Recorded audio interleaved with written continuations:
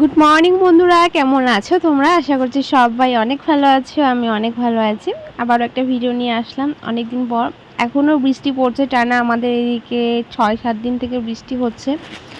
আর বাবা এসেছে বাড়িতে, তো আজকে আমি মাটন রান্না করব, যার জন্য একটু সকাল থেকে তাড়াহুড়ো। যেহেতু বৃষ্টির দিন, একটু সময় নষ্ট করি না। আর যেহেতু আকাশটা সবসময় অন্ধকার করে থাকে, মনে হচ্ছে যখন তখন বৃষ্টি পড়বে, তাই কিন্তু সকালবেলা তাড়াহুড়ো করেই ভিডিওটা শুরু করছি। তোমরা পুরো ভিডিওটা দেখতে থাকো, আশা করছি অনেক ভালো লাগবে। তো আমি সকাল সকাল বিছানাটা গুছিয়ে নিচ্ছি, ওই ঘরে বিছানাটাও গুছাবো, আগে এই ঘরের বিছানাটা গুছিয়ে নিই। আজ অনেকগুলো বাসন আছে, সেগুলো আবার মাজতে হবে। কাল বাবা বাড়ি চলে যাবে, তাই আজকে বাবা মাংস নিয়ে আসবে, তো সেটাই রান্না হবে, আমি রান্না করব। বেশিরভাগ রান্নাটা আমি করি, যখন করে মাছটা খুব একটা করা হয় না, মাংস হলে আমি রান্না করি। তো আমাকে একজন কমেন্ট করে বলেছে, কমেন্টটা কী টাইপের আমি ঠিক বুঝলাম না। আমি কমেন্টটা উপরে মেনশন করে দিব, তোমরা দেখে নিও। তো আমি কমেন্টটাতে আমাকে বলেছে যে ভিডিওর কোয়ালিটি কিভাবে ভালো করে, কি আমি কিছু বুঝলাম না কমেন্টের আগামাতা। তো ভিডিও ফোন যেরকম হবে, যেরকম ফোনের ক্যামেরা হবে, ভিডিওর কোয়ালিটি সেরকম হবে। ইউটিউবের সেরকম কোনো সেটিংস নেই।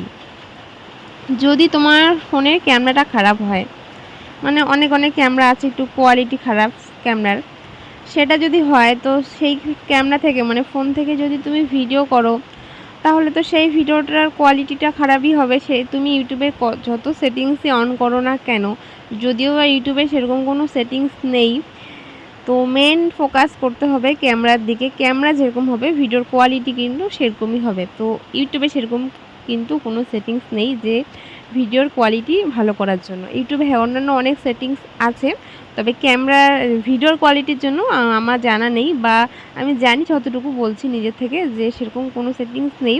এটা কিন্তু মেনলি ক্যামেরার উপর নির্ভর করে। যেরকম ফোন থেকে ক্যামেরা করা হবে ঠিক সেরকমই কিন্তু ভিডিওর কোয়ালিটি দেখাবে। তো চলো আমি ভিডিওটা শুরু করছি। শুরু তো অনেক আগেই করেছি, মানে একটা কথা ছিল, কমেন্ট ছিল আর কি, সেটাই বললাম। হ্যাঁ, আমরা যখন ভিডিও দেখি, মানুষের ভিডিও দেখি, তখন 4K, তারপরে 100 কত জানি আমার ঠিক মনে পড়ছে না, এরকম 240, এগুলো আমরা কিন্তু করে দেখি যাতে তার কোয়ালিটিটা ভালো আসে, বা আমরা যাতে ফোনে সুন্দর দেখতে পারি, এটাই। আর কিছু না, সেরকম কিন্তু কোনো কিছু নেই। তো আমার কিন্তু অনেকগুলো আজকে বাসন ছিল, তো তোমাদের সঙ্গে কথা বলতে বলতে প্রায় বাসন শেষের দিকে বললে ভুল হবে। থালা বাসন তো ঠিক আছে, বাট 4-5টা কড়াই, প্রেশার কুকার, তারপরে অনেক আরও যেগুলো জিনিস মাজতে খুব বিরক্ত লাগে। আর থালাই দেখতে পাচ্ছ কতগুলো থালা হয়েছে, এখানে অনেক থালা আছে। এখন হাঁড়ি কড়াই এগুলো মাজবো, এগুলো মাজতে অনেক সময় লাগে। তো আমি আগে বাসনগুলো ঘরে রেখে আসবো, তারপরে কিন্তু সেগুলো মাজবো। যেহেতু বৃষ্টির দিন খুব একটা কাপড় চোপড় হয় না, তবে যেই কাপড়গুলো না ধুলেই নয় সেগুলো তো ধুয়ে দিতেই হবে। তো বৃষ্টি পড়ার আগে আমি কাপড়টাকে কেচে রেখে দেবো।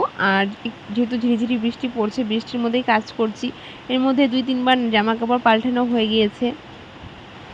তো বৃষ্টির মধ্যে জামা কাপড়, হালকা বৃষ্টি পড়ছে, তো বৃষ্টির মধ্যে জামা কাপড়গুলো কেচে গুছিয়ে দেবো।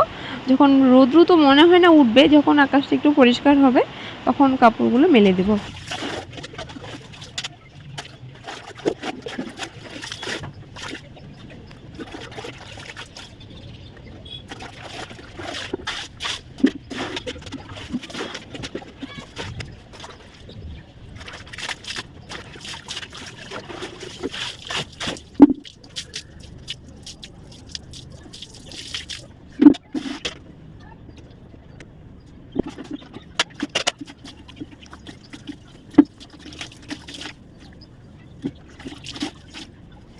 আজকে খুব একটা কাপড় ছিল না, আমার নেই বললেই চলে, মায়ের ছিল, যেগুলো আমি ধুয়ে দিয়েছি।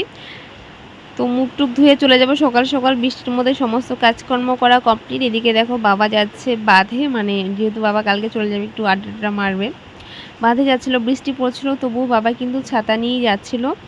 তো আমি এখন খেয়ে নিব বিরিয়ানিটা একটুখানি খেয়ে নেই। জানি সকালবেলা বিরিয়ানি খেতে নেই, তবে খুব একটা খেলে ক্ষতি নেই। আমি যেহেতু রোজ এসব খাই না, 1-2 দিন ঠিক আছে। আর যেহেতু নষ্ট করতেও ইচ্ছে করছে না, তাই আমি খেয়ে নিলাম। আর খাওয়ার মতো সেরকম কেউ ছিলও না যে একদিনে খাবারটা শেষ হবে। তো আমি বিরিয়ানিটা খেয়ে নিয়েছি আর বাবা চা খেয়েছে, মা ভাত খেয়েছিল বাসি ভাত। এখন আমি ভালো করে মাটনটাকে ধুয়ে নিয়েছি আর এখানে কিন্তু অনেকগুলো আছে আজকে, তো সবাই মিলে মন শান্তি করে খাবো। এখানে হাফ কেজির বেশি আছে আর 1 কেজির কম আছে, এতটার মতো। এটা হচ্ছিল খাসির মাংস থাকে, আবার অনেকে পাঁঠার মাংস থাকে, তো আমি কিন্তু খাসির মাংস খাই না বলেই চলে, পাঁঠার মাংসটাই খাই। তাই বাবা কিন্তু পাঁঠার মাংস নিয়ে এসেছে। তো এখন আমি এটাকে ভালো করে ম্যারিনেট করে রেখেছি, একটুখানি হলুদ, লবণ আর তেল আর পেঁয়াজ দিয়ে, আর কিছুটা পেঁয়াজ আমি ভেজে নেব। ফোড়নে দিয়েছিলাম গরম মশলার মধ্যে যেগুলো থাকে দারচিনি, এলাচ, লবঙ্গ, একটু জিরে আর তার সঙ্গে তেজপাতা ফোড়নে দিয়ে পেঁয়াজটাকে ভালো করে ভেজে নিয়েছি আর ম্যারিনেট করা মাংসটা দিয়ে দিলাম। এবার এখানে মশলাটা দিয়ে দেবো, ওই যেভাবে রান্না করি সেভাবেই, যেহেতু রান্নাটা করছি তো ভাবলাম চলো তোমাদের সঙ্গে শেয়ার করি। আর বৃষ্টিটার মধ্যে করবো বা কি, তো রান্নাবান্নাই ঘরের মধ্যে করতে পারছি এতটুকুই। আর সমস্ত কিছু ঘরেই নিয়ে আগে থেকেই নিয়ে আসি, জল টল যা যা লাগবে। আজকে কিন্তু মাংসটা ঘরেই ধুয়েছি। আর আমাদের যেহেতু রান্নাঘরের সঙ্গে রাস্তার মধ্যে দরজাটা লাগানো, এতে করে খুব একটা অসুবিধা হয় না সমস্ত কিছু ফেলতে। তো দেখো আমার কিন্তু মাংসের খুব সুন্দর কালার চলে এসেছে আর এখনও কষানো হয়নি, অনেকটা সময় লাগবে কষাতে। অনেকটা পরিমাণের পাকা লঙ্কা পেস্ট করে দিয়েছি আর একটা শুকনো লঙ্কার প্যাকেট 5 টাকা দামের, ওটা গোটা দিয়েছি। তো কালারটা খুব সুন্দর হয়েছে। আমি কিন্তু ভালো মতো কষিয়ে তারপরে প্রেসারে দিয়ে দিব। তারপরে কিন্তু আমি, বাবা, মা সবাই মিলে জমিয়ে দুপুরে খাওয়াটা খেয়ে নিব। ভিডিওটা ছিল রোববারে, ভিডিও এডিটিং করতে অনেকটা লেট হচ্ছিলো, যার জন্য ভিডিও তোমাদের সঙ্গে শেয়ার করতে পারছিলাম না বৃষ্টির কারণে। তো দেখো কালারটা কীরকম এসেছে আর খেতে কিন্তু দারুণ হয়েছে। বাবাও বলেছে যে ভালোই হয়েছে খেতে। আর মাংসতে তো আলু না দিলে নয়, তাই আমি আলুটা একটু বেশি রেখেছি।